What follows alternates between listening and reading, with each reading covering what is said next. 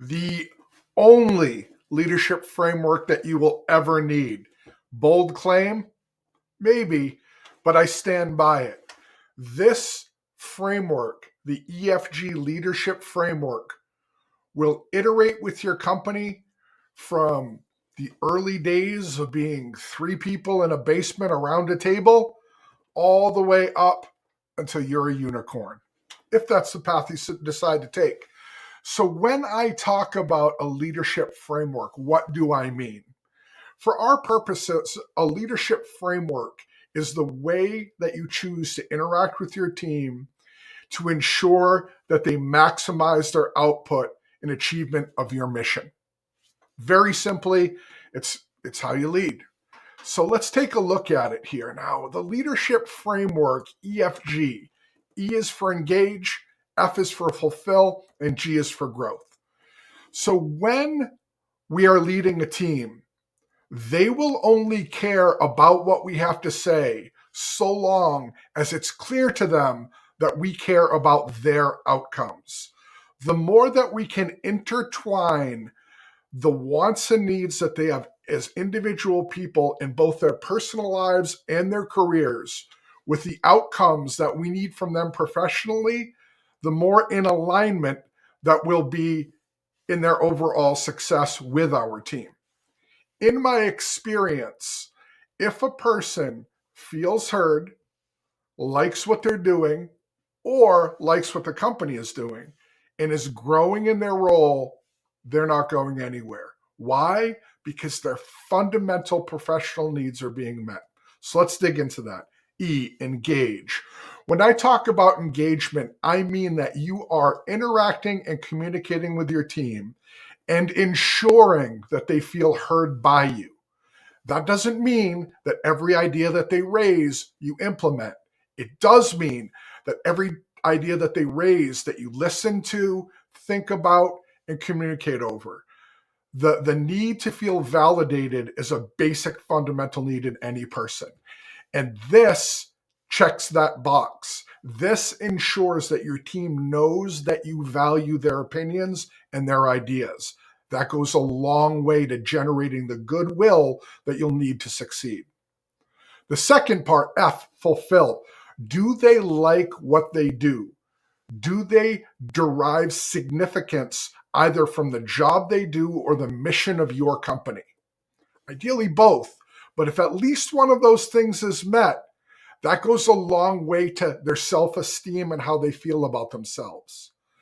We find this out, unsurprisingly, by engaging with them, by interacting and learning about what they like and don't like about their job. Now, rosy glasses off, not every part of a job is fun. There's things I love in what I do, and there's things that I do because I need to do them. It's important to know the difference and to know that the downs are a part of the game and not everything is upside, but knowing the difference allows you to highlight and support the positives to ensure that they feel good more often than they don't. That's the F in fulfillment. And G is growth. Growth means a couple of different things.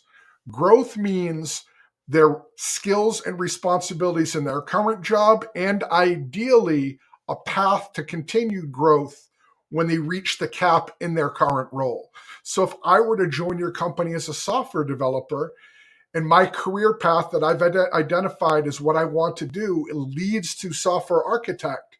There are steps between that: software developer, senior software developer, perhaps team lead, or principal engineer, or something of that sort. Whatever that is in this particular path, if I've got that in my company, then that's awesome. We can keep working towards that, and that becomes a part of our career planning, and that also becomes a part of that person's employee reviews to ensure that they're on track.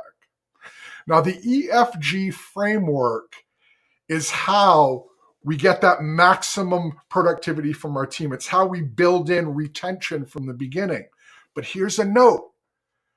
At some point, in nearly every employee or relationship that you ever have, there will come a natural ending.